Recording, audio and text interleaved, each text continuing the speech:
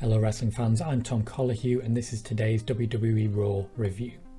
Now Raw was still being scripted when it went on air today because basically the WWE's world went to hell a little bit and there was not much they could do about that. We had Triple H appearing as a late addition to the card to essentially make up a feud with Randy Orton as it went along. This is something they should be both very good at considering how many feuds they've had. This is far from the first. Triple H seemed very happy with the Thunderdome to the point that he was so hyped up he was able to say a rude word. He is of course allowed to do that because he's the boss.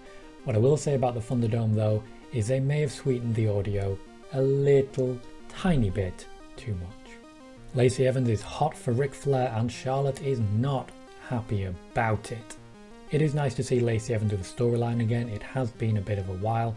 And Lacey Evans is someone who I quite like in ring. The fact that she is able to express her sexuality, even if it's just putting Seth Rollins' name on her arse again, means that she is a very different and diverse character. On TV, particularly on PG TV, the WWE have tried for a long time to steer away from anyone having much agency and sexuality. However, when you hire someone like Scarlett Bordeaux, you are really restricting a large part of her character. It's nice to see they're letting Lacey Evans be herself a little bit more, and we may get to see that coming through as she paves the way. Ric Flair cost Charlotte the match intentionally for sure this week, and honestly with the way she's been treating him for years, I can't blame him. Jeff Hardy loses to Jackson Ryker because of dumb babyface syndrome, and Jeff Hardy beats Elias because of dumb heel syndrome. It was not the strongest segment of the night. Keith Lee and Sheamus team up to take on the Miz and John Morrison in a tag team that I'm going to affectionately refer to as Drew McIntyre's buddies because that's basically their only combination. They do sort of destroy Miz and Morrison to the point that Keith Lee actually breaks the ring. This was definitely a highlight of Raw for me. If that wasn't planned, then I've got to say I am very pleasantly surprised with Keith Lee's acting because he made it look very convincing that that wasn't planned at all. After their win, Drew's friends implode and go to town on each other in a very hard-hitting match. Keith Lee does take the win from Sheamus, but it does really help to deliver Sheamus into this face role that he's taking up at the minute. If they are still building towards Sheamus and Drew McIntyre, this is definitely the right way to do it, and showing Sheamus afterwards giving Keith Lee a hug really shows he may have turned over a new leaf since he was basically bullying Jeff Hardy and bullying everyone else as well. It's hard to tell with Sheamus. Naturally, I was very invested in Drew's mates. It's a shame they broke up, but then they got back together again. As long as Keith Lee doesn't end up becoming the heel here, I'm happy with where they're going. Backstage, Triple H says he did not come to Raw to fight, but as he is at Raw, he is going to fight. This is apparently all Ric Flair's fault, much like everything on Monday Night Raw. Due to a COVID-19 test coming back positive, Drew McIntyre is forced to appear only via satellite link from his hotel room or his home. I'm not entirely sure which one it is, probably his home considering he has his usual recording setup in the background. The first appearance is basically a COVID-19 awareness video, which it's about bloody time. It's a bit of a problem and it's been around for more than a year now. And his second appearance is to continue the hype for his match with Goldberg at the Royal Rumble, which has not been changed and will still be going ahead. He tries to make a bit more sense of Goldberg's promo from last week. Doesn't quite achieve it for me, but it should still be an interesting match at the very least, if brief. Retribution are on TV again doing their Sanity impersonation. They're all slowly developing their own hand signals, which is curious.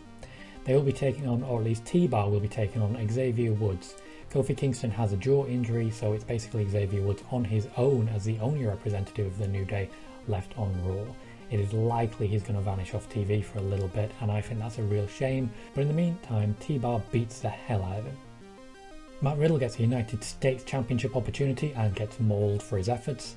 There's a bit of blood, there's a lot of good selling, I've got to say, Matt Riddle's a pretty good sell.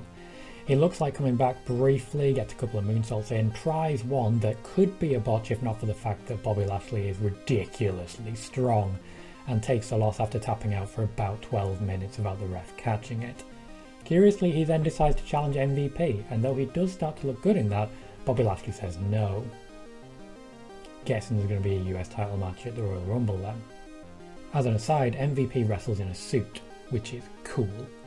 Drew Gulak asks the question on everyone's mind, why can AJ Styles declare himself for the Royal Rumble but Drew himself cannot? He asks this of Adam Pearce, who decides this is a great opportunity to start a wrestling match, because on this wrestling show we don't have enough wrestling matches.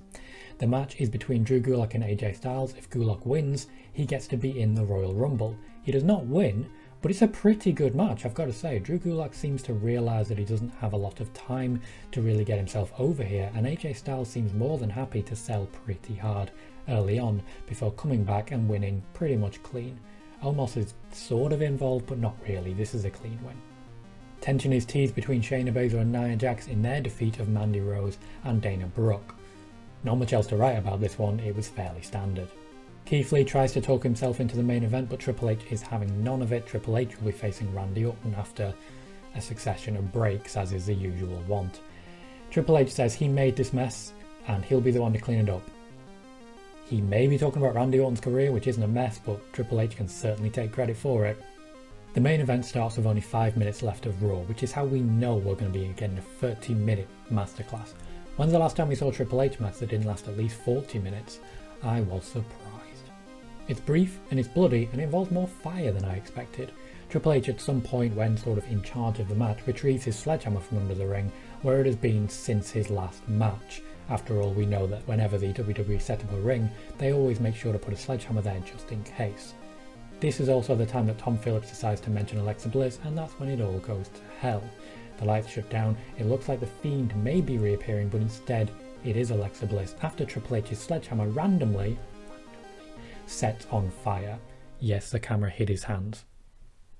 It's like they knew it was coming. Alexa Bliss involves a lot more fire by literally shooting a fireball into Randy Orton's face. She's dressed as Abby the Witch. She's wearing all black because she is in mourning. This would be an easy Raw to attack.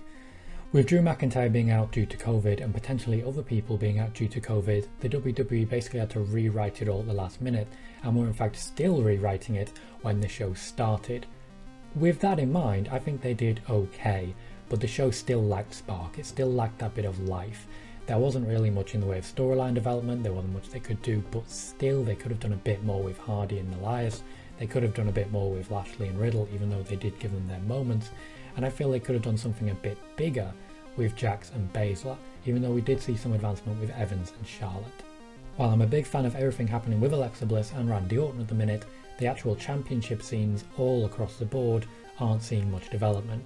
We didn't see the tag team championships, we didn't see the women's championship, and we didn't see the world championship.